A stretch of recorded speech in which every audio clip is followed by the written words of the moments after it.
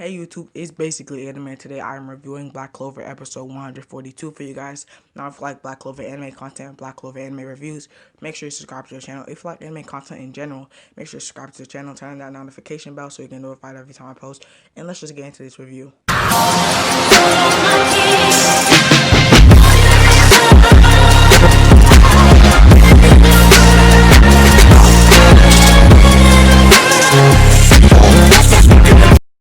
Yeah, so I'm just gonna go straight into this Black Clover episode 142 review.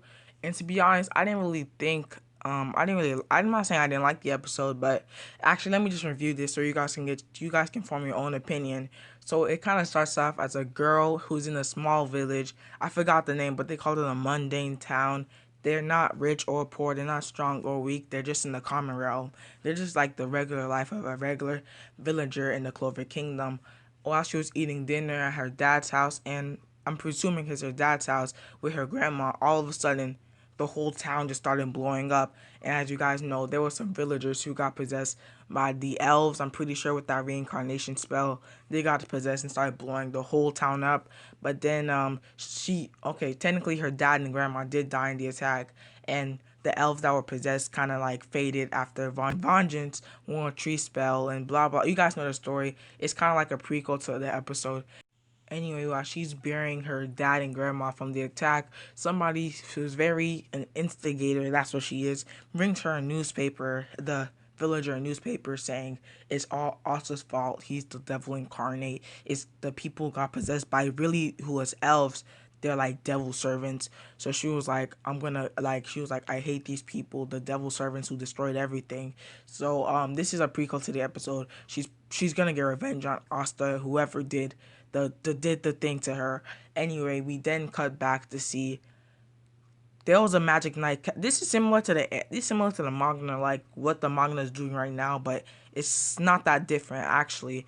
Julius and the other Magic Knight squad captains are holding a meeting with a Heart Kingdom's, I would say, representative or ambassador, and they're talking about a plan of action to attack the Spade Kingdom. And Julius concludes that they will have 6 months to attack the Spade Kingdom. So he told the Magic Knight, the squad captains, to form a squad of their own Magic Knights and bring them to the level to fight a Magic Knight from the Spade Kingdom, or a Devil Knight, whatever they call the Spade Kingdoms, guys. And you know how the story goes. And if you guys read the manga, you guys know how the story goes. But there's gonna be like some sort of war arc, Asta, Yami versus Tante. But I'm not gonna get into that now. Anyway, one of the Hearts Kingdom's ambassador servants says, shouldn't we just execute Asta right now? I mean, he was the devil. He caused havoc on the world. A lot of people died. We should just execute the devil and the devil servants, when really it was kind of the reincarnation spell on the elves. But I don't think they know that yet. Anyway, the Heart Kingdom's ambassador servant just goes on saying, "Oh, I hate Asta. We should just finish this devil servant thing and get this whole." He just wants revenge because the possessed people just cause havoc all over the kingdoms. I'm assuming the other kingdoms because this guy is from the Heart Kingdom, but the Heart Kingdom's ambassador, his name's like Damatian something, says, "Please take your leave. Like, this is nonsense. I'm not taking revenge on Asta or the so-called devil servants." So you guys, okay, it's like fast forward to Asta and Noelle. They're training, as Julius did tell the Magic Knight squad captains and their squad members to start training, as they will have 6 months until they march on the Spade Kingdom. Asta and Noelle are training. Noelle's using that Valkyrie armor. Asta is training with his basic sword. I want to see more of his swords. I want to see him use both of his swords at the same time at all times. Anyway, Noelle decides to go into the Black Bulls headquarters for a drink of water until Gosh and Finral show up, and they were training. Apparently they had some combo move that I really want to see now that they mentioned it. But while they are doing all the cooking, talking, conversing, the irrelevant part of the episode, Gosh and Finral decide to go to Mary's village, as Gosh wants to meet his sweet angel. I don't know if this is some sort of incest thing with him and Mary, because his nose keeps bleeding every time he looks at her. Like, it's kind of weird. Anyway, as they're leaving back to Mary's village, Mary is playing with her friends, and then these group of guys who have like some kind of devil mask or like demon mask on, who call themselves the Devil Banishers, tries to take Mary. As you guys do know, Mary was sort of possessed by an elf. I'm not that catch up on the anime, but I'm pretty sure it was an elf, and she like wrecked the whole village or something like that. So they're like, okay. And if you guys don't know, the Devil Banishers are made up of that assistant from the High Kingdom's ambassador and that girl I was talking about in the beginning of the episode, whose family died due to the possession of her villagers. Anyway, they want payback. That's the end of the story. Anyway, so they just spy on Mary until they finally confront her and say, "Hey, Mary, you're like a devil servant. We're gonna banish you. We're gonna take you." And something about balancing the fight between darkness and light, and giving light more power, and like tilting darkness back. Anyway, just some weird cult stuff. Okay, so they began to take Mary, and then the other kids try to help, saying, "Don't take our friend. We were just playing a game." Whatever. They try to help, and Sister Teresa, the person who takes care of the kids, conveniently and unfortunately, she's actually out of town. So they have to call that Neej guy. If you guys don't remember Neej, he was like in the first part, like near the first the beginning of the series, like I would say like second, third volume. Anyway, he was that guy he was a part of the Iron Midnight Sun at first, or like one of their delinquents. He wasn't like Licks or like the three of them level, like the Shadow, the Copy Three, whatever they call him. But he was like one of their delinquents of the Eye of the Shadow, or Midnight Sun, what the Eye of the Midnight Sun.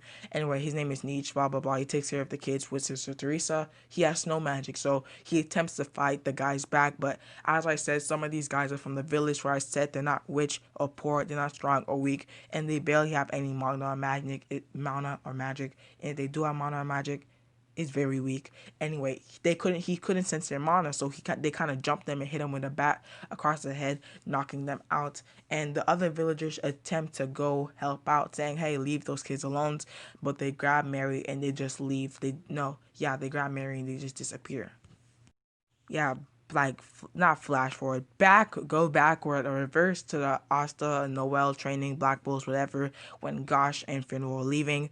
The same guys, I wouldn't say the same guys from the organization calling themselves the so-called Devil Banishers, show up while Asta and Nero are just chilling. Out of nowhere, Nero transforms back into her human form, and they decide to jump him. Now, like usually Asa should be able to take care of these people. These people barely have any sort of magic whatsoever, but they have some kind of poison gas. That's one thing that Asa's really invulnerable. It's not like some magic poison gas like a magic knight would do. It's like legit poison gas they made in their basement or backyard, whatever. He falls to the poison gas as it's nothing that he can cut through. He can't really sense their mana, so they kind of jump him and Nero. Eventually Noel sees this and starts to come outside and starts to like hit him with a water and starts to hit him with a sea dragon. That sea dragon's cradle, one of her strongest moves, but as I said, they have little mana, so they try to use like some tricks to distract her. They throw sand in her face, they slap her wand away, just very stupid stuff, and they start to kidnap Asta and Nero. But she manages to like, okay, they start to run away, right? The Devil Banishers with Asta and Nero. She manages to use her Valkyrie armor and tries to chase them down. As they said, "Come, oh, this is like Valkyrie armor." They didn't know what it is, but they knew she was strong enough to stop them. So they were like, "Oh, yeah, we're not trying to mess with that." So they drop Asta, but they take Nero instead. I don't even think Nero was possessed. I think they were just like, "Hey, we can't get the pure devil Asta, so we might just take his friend and see what happens from there." And before Noah can stop them with her Valkyrie armor, they disappear using transparency magic. But one thing I don't understand, it's not like they're fast or anything. And if somebody right in front of you just starts to turn invisible, you can still walk up and hit them. I mean, you're not gonna know where they exactly are, but she could have blasted the whole area with water, and they would have eventually something would have hit them, and she would have known they were there. But that's not what happened anyway. Nero got kidnapped in Asta. We don't know if he's dead or not because while he was inhaling this poison gas, he was like, "Oh snap, my throat! I'm going to die." And flash forward to Gosh and Fernando as they just arrive at Mary's village, and they're like, "Mary just got kidnapped." And Gosh is like, "She did not," and like he's just full of rage now. And that's the end of the episode. Now we leave off as Nero is kidnapped. Asta's status of life is unknown, but let's be honest, this dude's alive, and we now see Gosh's reaction to Mary getting kidnapped. And whatever this move, Gosh and Fino were working on their magic combo. I really want to see in the next episode. So this episode wasn't like some kind of filler, even though it's like an anime only. A lot of people say it's canon, but whatever. I'm not gonna argue. It wasn't like the last episode. Like it had no meaning to the actual storyline. It was kind of like, I guess it's gonna be like a part one, part two. They save Mary, they save Nero, the end. Like that's how it's gonna go. But I wouldn't say I didn't like the episode. I like the Noel in the back we armor moment. And I really like the part they met with Julius and the other Magic Knight squad captains and the whole training thing. And that's when the Magic Knight captain sparring comes into play when they start training. But it's the end of the video. Let me know what you liked about this episode. I will give it like 7, 6 out of 10. And those are my average rating for Black Clover episodes. But if you like anime content like this, remember to subscribe to the channel, push that notification bell so you get notified every time I post. And tell me if you guys want me to do any more Black Clover episode reviews. Let me know any other manga or anime you guys would like me to review for you guys.